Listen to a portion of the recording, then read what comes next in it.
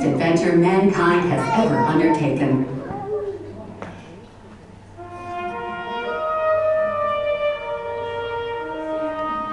When I was a kid, I used to dream about flying through space.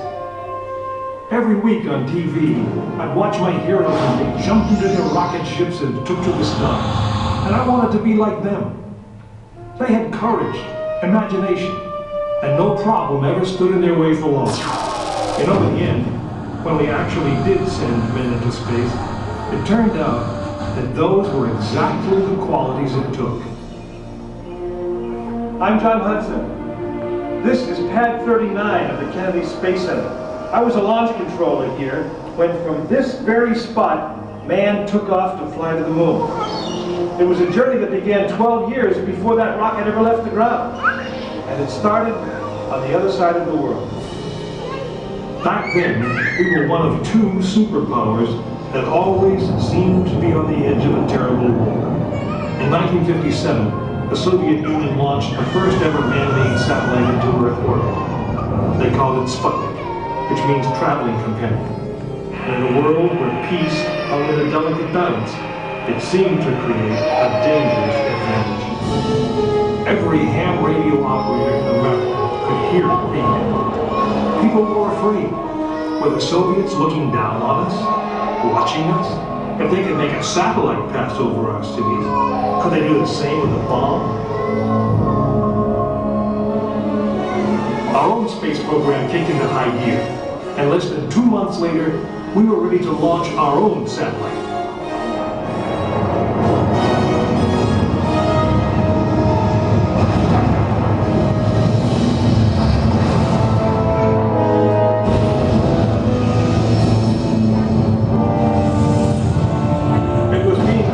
The space race, and we were running a distant second.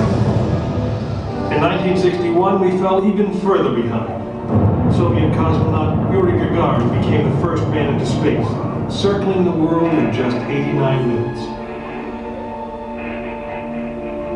We had our own astronauts, and they were eager and ready to take the big ride.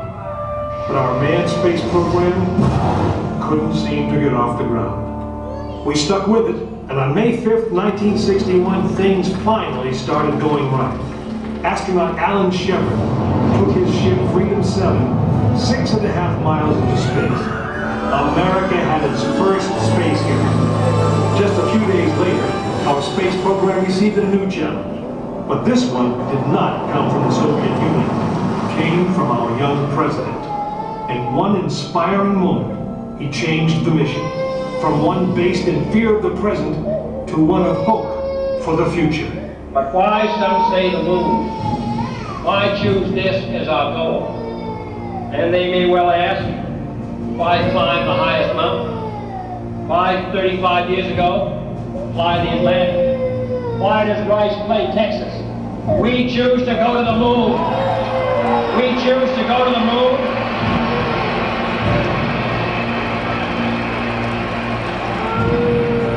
We choose to go to the moon in this decade and do the other thing. Not because they are easy, but because they are hard. We hadn't been more than 16 minutes into space, and now we were going to the moon. We would have to design a rocket the size of a 36-story office building, put it together with the precision of a microscope, and accelerate it to the speed of a bullet. Then we would have to guide it to a moving target 250,000 miles away.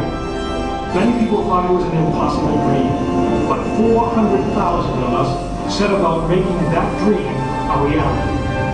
It would be the longest, most hazardous voyage that any man had dared to attempt. But step by step, mission by mission, we orbited the Earth, perfecting the skills and technologies we would need on this incredible journey. Our astronauts practiced maneuvering, docking, and the 1,000 other tasks that would comprise the moon mission. We created new alloys, lighter and stronger than anything seen before. We designed communication systems that would be reliable over the vast distances. And behind it all, we tried to perfect the rocket that would be powerful enough to punch out of Earth orbit and take us to the moon.